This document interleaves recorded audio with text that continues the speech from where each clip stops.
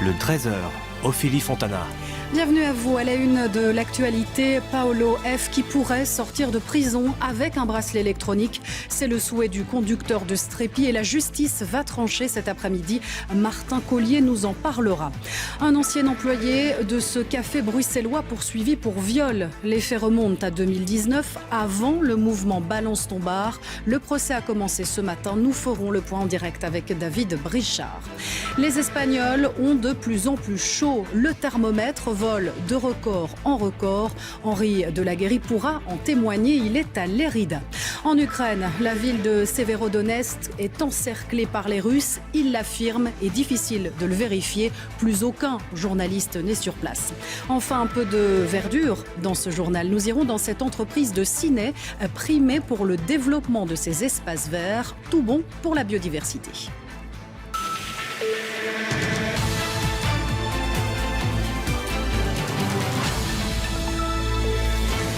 Bonjour à toutes et tous. C'est une nouvelle étape importante dans le dossier du drame de Strépy-Bracny. Le conducteur pourrait être libéré. Son avocat en a fait la demande et la Chambre des mises en accusation doit donc se prononcer d'ici quelques minutes. Nous allons rejoindre Martin Collier à Mons. Si Paolo F. sort de prison, ce sera bien entendu sous condition.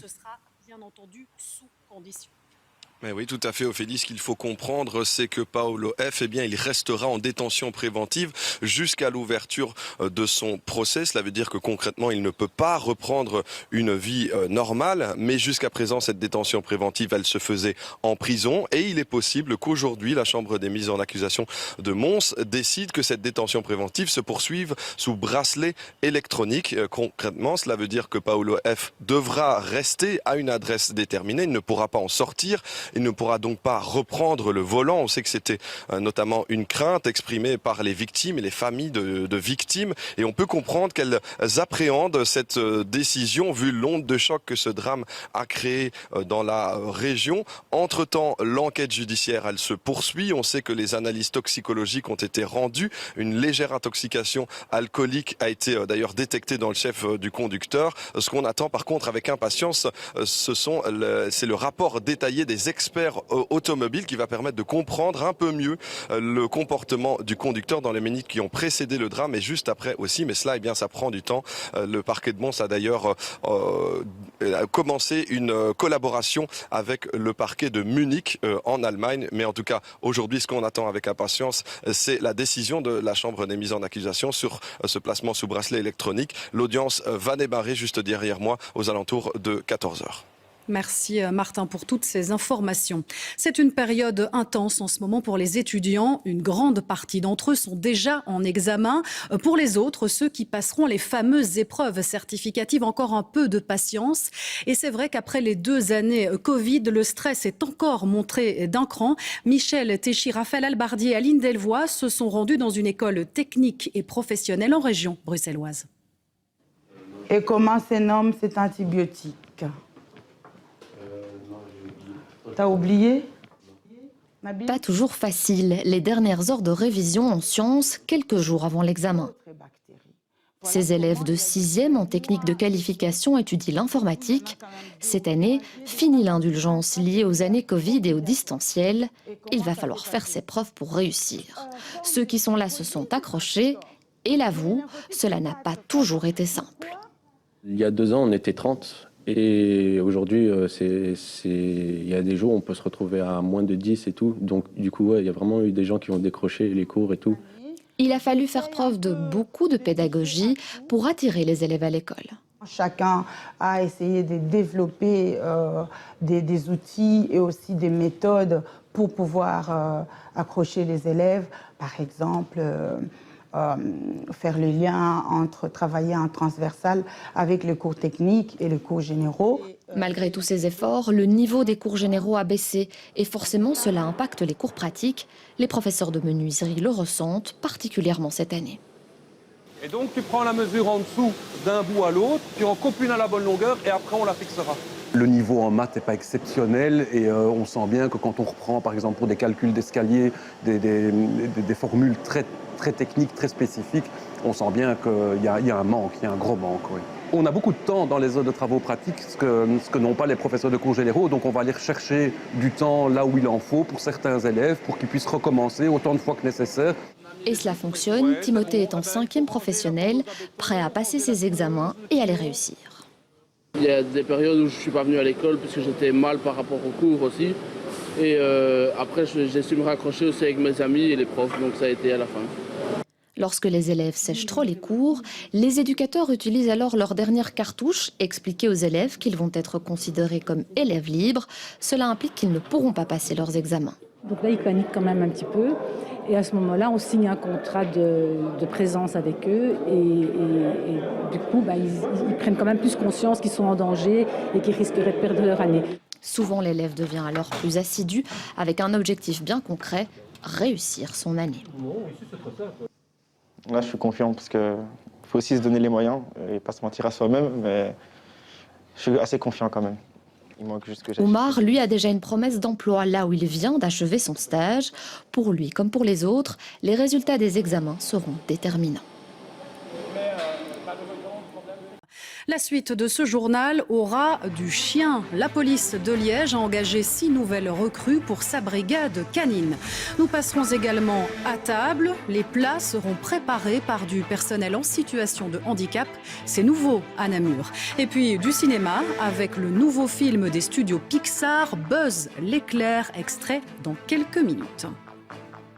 Mais nous allons tout d'abord partir pour l'Espagne où il fait chaud, très chaud. On avait essayé de joindre Henri de la Guérie en ce début de journal. On va le retrouver. Il est toujours bien à Lérida où le thermomètre, Henri, est en train véritablement de s'affoler. Effectivement, il fait actuellement 36 degrés à l'heure où on se parle et d'ici 16h, 17h, il fera 40, 41, voire 42 degrés.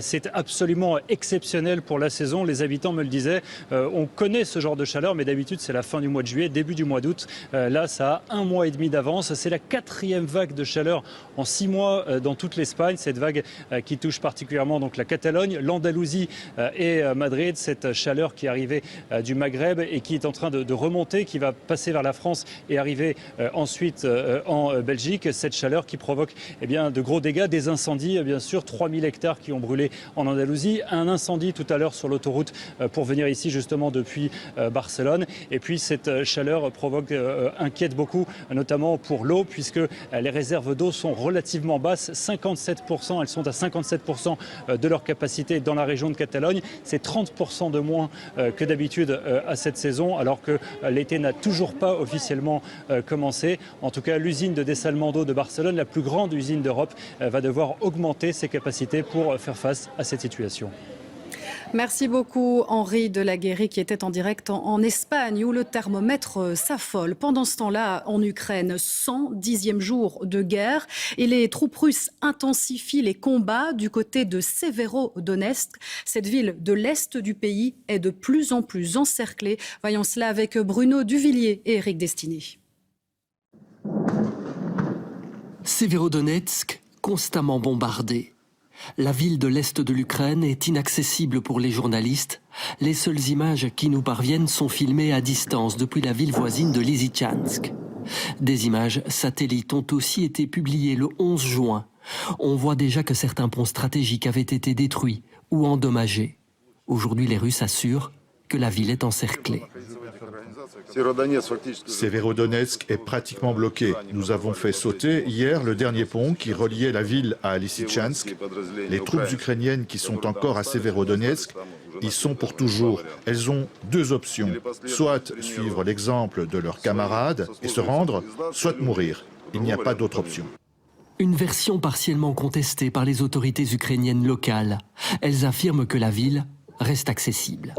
Au-delà de cette bataille de communication, les habitants de la région sont impuissants face au combat. Ce couple habite à quelques kilomètres de Severodonetsk. Il a vu mourir ses voisins. Nous sommes des civils ici, il n'y a personne d'autre ici. Nous n'avons personne ici, pas de soldats. Pourquoi nous bombardent-ils? Pourquoi ils nous tuent? Pourquoi ils bombardent? Qu'est-ce qu'ils frappent? Il n'y a personne ici. La Russie semble vouloir conquérir l'intégralité du Donbass, cette région de l'est de l'Ukraine, déjà en partie sous le contrôle des séparatistes pro-russes. Pour se défendre, l'Ukraine a besoin d'armes lourdes et de munitions. C'est le message martelé par le président ukrainien. Nous attirons tous les jours l'attention de nos partenaires sur le fait que seule la fourniture d'un nombre suffisant de pièces d'artillerie moderne à l'Ukraine pourra garantir notre avantage sur le terrain et mettre fin à la torture russe sur le territoire du Donbass ukrainien. Selon Kiev, entre 100 et 300 militaires ukrainiens sont tués chaque jour sur cette ligne de front. Voilà, c'est la fin de ce journal. Dans un instant, la météo de Daniela Prepeliuk. Et puis, affaire conclue, bel après-midi ensoleillé. Et surtout, bon courage aux étudiants. À demain.